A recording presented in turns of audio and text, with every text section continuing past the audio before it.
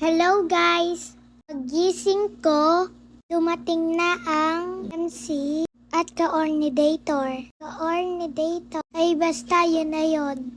Sila kasi yung mag-ayos ng party ko para maging masaya at maayos. Kusap-usap na sila ni Mami para sa program na gagawin.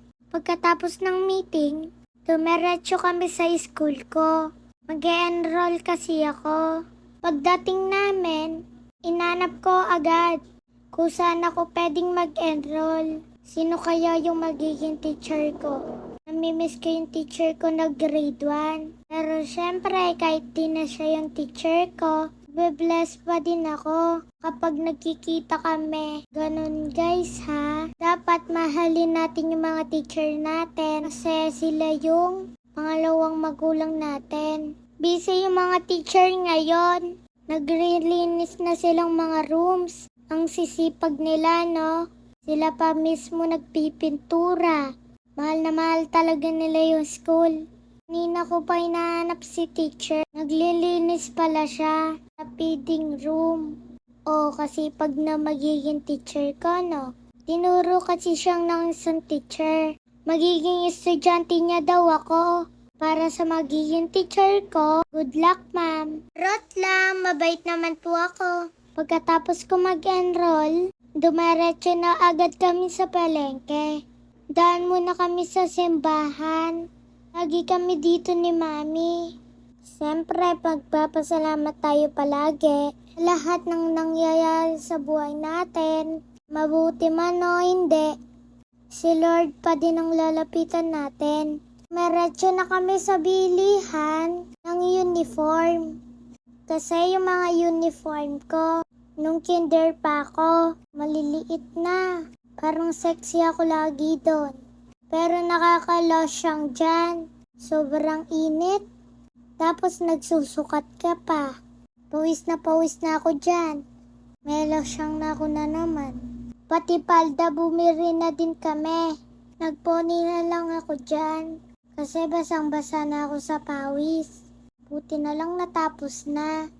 Pagkatapos nga sa uniform, namili na kaming gown.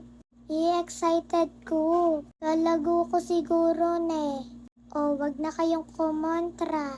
Ganap kami ng pag-pictorial ko. Pero hindi ko muna papakita sa inyo ha guys. Wait nyo na lang yung pictorial ko.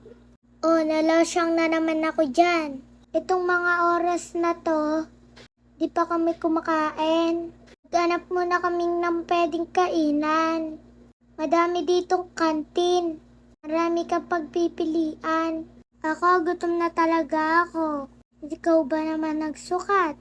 Gusto ko, makalosyang. Bumili muna si Mami ng pagkain niya. Chicken pastel yung favorite niya. Masarap yan, tas mura pa. Ito na yung pagkain na po namin. Hati na lang kami ni Dad sa isang ulam. Diet kasi kami, charot. O mukhang masarap yung kay Mami, diba? Pagkatapos namin nga dito, iwan na nga kami ni Dad. Kasi may dumating siyang customer sa bahay. Kaya kami ni Mami, magko-commute na lang kami. Nag-jeep na lang kami papunta ng mall. O may tumulo pa dyan. Alam nyo na kung ano yun. Matulog kasi ako sa sasakyan. Paggising ko, andito na kami. O, ang sexy ko dyan. Kain mo na kaming siomay. Favorite namin to. Food is life talaga kami. O, diba pangalawa ko na yan. Magdadayat pa ako dyan. Sarap kasi ng siomay, no? Tapos iinumin mo pa yung toyo. Hi, Eben. Niloloko ko pa si Mabi dyan. Baka ayaw na yan na ng isa. Akin na lang. Diba takaw mata? Pero kaya kong ubusin yan guys. Pag-usapang somay talaga. The best ako. Tumingin kami ng damit ni Mami. Mura lang kasi dito. Dati nung maliit ako, dito lang bumibili si Maming damit. Kaso yung mga damit nila, halos maliliit na. Para sa akin. Kaya lumipat kami sa kabila. Dito meron akong size. O diba ang gaganda? Mura lang yan. Nakita namin tong mga mangga. kaya nagpabili ako. O, di ba mukhang masarap? Nakakita akong bagoong. Favorite ko yan. Sarap ng mangga. Guys, tara kain tayo. Sarap yung mangga. Di siya maasim. Tamang-tama lang. Bumili na din akong juice. Siyempre, dapat may pangtulak. Pipino juice to. Favorite ko din ang pipino. Pumunta lang kami dito para mag-food trip. Diba ang tatakaw namin? Magta-tricycle na lang kami pag-uwi. Inaantok na talaga ako dyan. Pag-uwi namin, nadatnan namin sila. Mga gumagawa ng daspan. Nasa isang video ko po, itong mga daspan. Panoorin nyo guys. Huwag niyong kalimutan ako i-follow. Siyempre, pa-share na rin. Thank you po for watching. Mwah.